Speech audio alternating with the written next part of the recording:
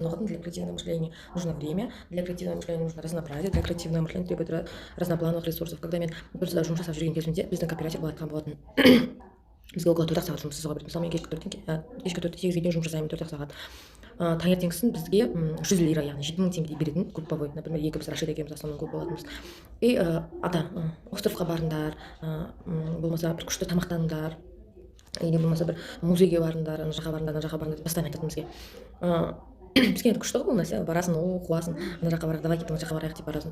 Сол кезде бір күн айтады, бір апта өткеннен кейін бізге айтады, не үшін мен сендер солай жүретін, потому что сендерде идея қалыптасу керек. Кооператив сендер жазасыңдар, тексттеріңде табиғилықты көргің келеді, сенімді көргің келеді, күшті бір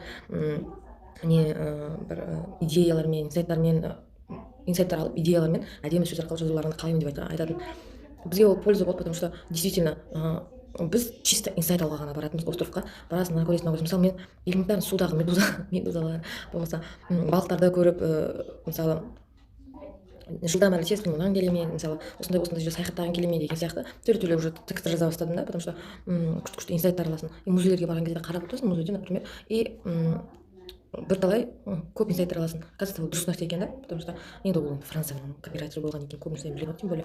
Вот сол кезде бірақ баста біз түсінген жоқпыз, баста бізге рахат күшті ғой деп жаңағы алып барып жаңағы көріп келгенімізге видео açып түсіріп қоясың, міне деп сондай жүргенде мәз болған едік. Оказывается, ол дұрыс жасапты. Следующий раздел креативное мышление включает 3 этапа, то есть от основного процесса базовая цепочка, создание ценностей для новых идей сначала в вашем сознании, потом на бумаге или на цифровых носителях, наконец-то в реальности. Вот на айтып жатқаны қазір мышление включает 3 этапа, то есть 3 этаптан тұрады. Біріншісі ол біздің миымызға келеді, сосын бумагаға түседі, яғни қағазбен жазамыз, одан кейін или телефонымызға деген сияқты жаза аламыз. И уже содан кейін барып уже реально болады, біз оны уже орындай бастаймыз. То же самое мен когда тұрда жүрген кезімізде бірінші идея келеді, например, қайқа барамыз, барлығымыз жамырап кетеміз ғой, он адамды екеуге пар етіп бөліп тастайды.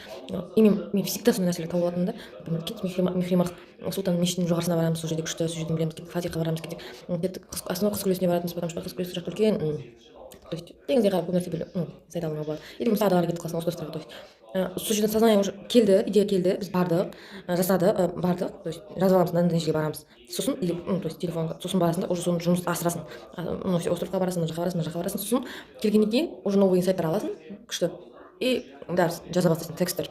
Саған 10-15 тақырып береді, соған текст жаза бастайсың. Негізі оның бір күшті жағы кооперативдің өте көп идеялар алып келеді. Например, 10 адамбыз, 10 адамнан күніне 100 текст алады, одан да көп текст алады, и обязательно оффер болады, сосын кооператив кетеді, күшті неше түрлі офферлер алады да, ол офферлерден өзінің сайтынан қолдану мүмкін деген сияқты.